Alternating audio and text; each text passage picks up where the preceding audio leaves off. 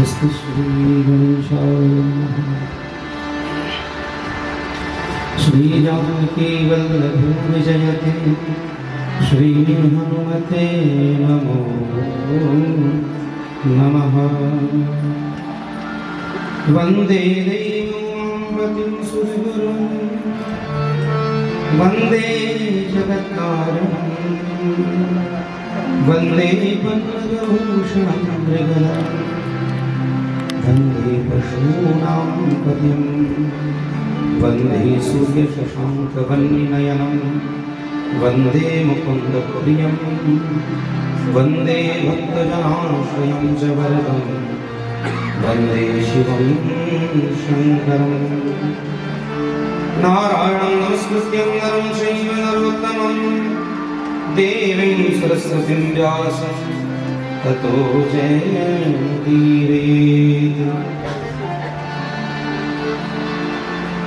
श्री राम मैं सब जग जानी करम प्रणाम जोर नाम संबोधन करते हुए स्मरण करें ठाकुर जी का। क्योंकि अभी आदरणीय श्री ठाकुर जी ने व्यासपीठ से आप सबको कहा है कि ठाकुर जी के पावन दरबार में जब भी तीर्थ में आए तो भगवान का नाम स्मरण करें, जप करें, दान करें। तो उसमें से नाम की भी बड़ी महत्ता है। जब भाव से हम लोग स्मरण कर भूतनाथ महादेव जी का करेंगे तत्पश्चात सौम्य वचन चंद्र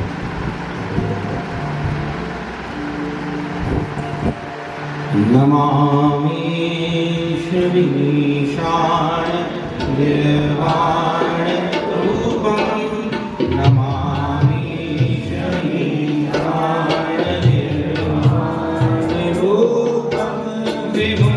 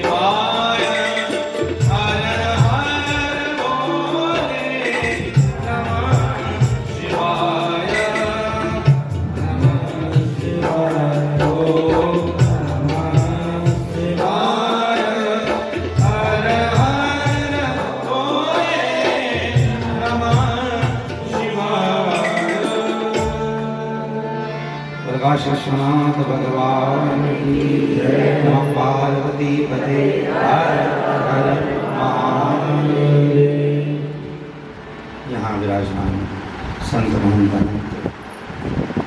व्यासपीठ, यहाँ विराजित समस्त भगवत भक्त और महिमामयी माताएं, उनके हृदय में विराजमान गोविंद को कोटि कोटि प्रणाम। भूतनाथ महादेव जी की पावन मंगल में यह पावन भूमि जो श्री राम जी के पावन चरणारविंद से भी अत्यंत पवित्र है, श्री गौतम जी की महातपस्या से परिपूरित है और माँ गंगा गोदावरी से विशुद्ध हुई यह भूमि, जहाँ के कण कण में महादेव जी का वास है, यहाँ पे क्षण क्षण में महादेव जी का वास है। आप लोगों का बड़ा सद्भाग्य है, महदभाग्य है आज महाराज जी कह ही रहे थे कि अन्य क्षेत्रे कृतं पापम तीर्थ क्षेत्रे विनश्यति, तीर्थ क्षेत्रे कृतं पापम वज्रलेपो भविष्यति। अन्य क्षेत्र में क्या वह पाप ताप संताप यहाँ इस तीर्थ क्षेत्र में आने से जल करके भस्म हो जाता है। जितनी महत्ता वाराणसी के काशी विश्वनाथ की है उससे समान बिल्कुल त्रय अम्ब, ब्रह्मा विष्णु महेश तीनों हैं, और तीनों अंबिकाओं से जन्मे माँ कौशल्या, माँ सुमित्रा और माँ कैकेयी, इन तीनों अम्बाओं का आशीर्वाद प्राप्त किए हुए भगवान श्री राघवेंद्र सरकार की पावन पदस्पर्श से यह भूमि विशुद्ध है। ऐसी भूमि में आप सभी जो आए हैं दिल्ली निवासी, तो आप सबके किए हुए अब तक के जितने भी कृत पाप जाने में अनजाने हुए होंगे तो निश्चित ही महादेव यहाँ पर दूर कर देंगे। इसमें कोई लेश मात्र शंका नहीं है। हम सबको शिव महापुराण की कथा के द्वारा आदरणीय ठाकुर जी ने आपको सुनाया होगा कल महात्म्य प्रसंग के मध्य में कि कैसे बिंदु चंचला आदि का पाप ताप संताप दूर हुआ, और भी आगे कुंडी आदियों का चरित्र वर्णन होगा। शिव महापुराण साक्षात शिव स्वरूप है। अन्य पुराणों में कहीं कहीं 18,000 श्लोकों की संख्या है, लेकिन शिव महापुराण 24,000 यानी बहुतायत है, बहुत ज़्यादा विशिष्ट संख्याओं में इसका चिंतन मनन स्मरण किया गया है, और ज्ञान वैराग्य से परिपूर्ण महादेव जी का इसमें चिंतन है। शिव तत्व इसमें विश्लेषणात्मक किया गया है। भगवान शिव शंकर बड़े कृपालु है। शिव शंकर जी के वेश की ओर अगर हम लोग दर्शन करें तो उनके त्रिनेत्र भक्ति ज्ञान और वैराग्य को प्रदान करने वाले हैं। त्रिशूल आपके दैविक और आध्यात्मिक तीनों प्रकार के तापों का संताप दूर होने वाले हैं। भगवान के मस्तक का चंद्रमा हमें दिमाग में आइस फैक्ट्री लगाने की सूचना देता है।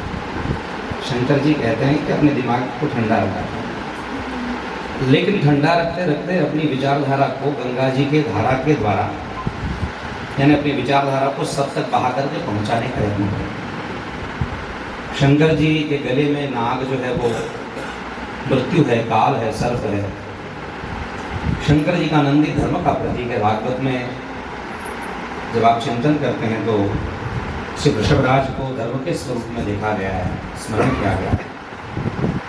तो शिव जी का संपूर्ण जो स्वरूप है वो कल्याणदायिनी है, मंगलकारी है, और ऐसे शिव संपर्क में आप सब आए हुए हैं। भगवान शिव के परिवार को देखने के पश्चात में हमारे संसार परिवार के ताप संताप वैसे ही दूर हो जाते हैं, क्योंकि आप गणेश श्री शंकर जी का जब परिवार आप देखोगे तो शंकर जी के परिवार में एक विषमता होकर के भी समानता है। श्री गणेश जी के वाहन है मूषक और भगवान शंकर के गले में विराजमान है सर्प, दोनों का परस्पर वैर है। भगवान शंकर का वाहन है नंदी और माता जगदम्बा का वाहन है शेर, दोनों में परस्पर फूड साइकिल आप अगर चेक करोगे तो परिपूर्णता फूड चेन है। और श्री भगवान कार्तिकेय जी का वाहन जो मयूर है वो सर्प को ग्रहण कर लेता है। तो इसका तात्पर्य है सब विषमताओं के पश्चात भी सबको लेकर के चलने वाले भगवान भूतनाथ महादेव है। कितनी भी बातों का विष निकलता चला जाए लेकिन उसे कंठ तक धारण करना नीलकंठ की वृत्ति है। कुटुंब के प्रमुख को, समाज के प्रमुख को, राष्ट्र के प्रमुख को, संस्थान के प्रमुख को, मठ के अधिपति को, ये सारे विष को बचा कर करके कंठ में रखना पड़ता है। ऐसे महादेव में परम ज्ञान प्रदान करने वाले महादाता है। गणेश जी का कान सूट की तरह छान छान कर करके अच्छा चीज लेने का श्रवण पान हमको कराते हैं। मूषक रूपी कुतर्क के ऊपर बैठ कर करके तर्क की बुद्धि पर चलने की वृत्ति हमको वो सिखाते हैं। ऐसा यह महान परिवार एक तरफ ज्ञान है तो दूसरी तरफ पुरुषार्थ है। ऐसे शिव जी के पावन चरणारविंद काश हम लोग श्री महापुराण के द्वारा श्रवण कर रहे हैं। और आपका सद्भाग्य है कि वृंदावन की परम पावन भूमि से आदरणीय श्री ठाकुर जी, देखो नाम ठाकुर जी है तो इतने ठाकुर जी से प्यारे प्यारे भी हैं। एक बार ठाकुर जी की तो मीठी मीठी तारीफ हो। आज के दौर में भागदौड़ भरे जीवन में 2024 के समय में लोग काट पीट करने वाले कथाकार बहुत सारे आप लोगों को भी मिलेंगे। किसी पर ज़्यादा चर्चा नहीं करनी चाहिए।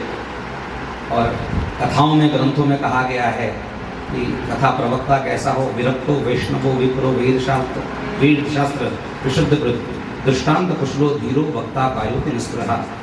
तो बड़ी निस्पृह वृत्ति से, बड़ी धीर गंभीरता से दृष्टांत कुशल होकर करके, और बाल व्यास की उपाधि तो आजकल कई लोग ले रहे हैं, लेकिन बाल व्यास की तरफ पहले से बाल अवस्था से आपकी कथा निरंतर समग्र भारतवर्ष को नहीं पूरे विश्व को आप सिद्ध प्रसिद्ध कर रहे हैं। और आपकी कथा में जितनी विशुद्धता मिलती है वो शायद अभी कभी कभी कहीं कहीं किसी प्रवक्ताओं में मिल रही है, वो भी इस पीढ़ी के दौर में। तो हम सब भारतवर्षियों का बहुत बड़ा गौरव है। आदरणीय संजीव कृष्ण जी, तो बहुत बहुत ठाकुर जी के चरणारविंद में आश्रय लेकर के प्रार्थना करते हैं भगवान भूतनाथ हम सब के द्वारा आपको आयु आरोग्य ऐश्वर्य की वृद्धि करते रहें, और आपके द्वारा ऐसे ही गौ माता का राष्ट्र सनातन की सेवा आपके द्वारा होती रहे। ऐसी मंगलमय शुभकामनाओं के साथ ज़्यादा समय न देते हुए अपनी वाणी को यहीं विराम देते हैं। बहुत बहुत साधुवाद है आदरणीय श्री ठाकुर जी और इस व्यासपीठ का। बहुत बहुत साधुवाद आपके सभी भक्त परिवारों का। आदरणीय महाराज श्री कोटि कोटि नमन। जय जय श्री राम, जय श्री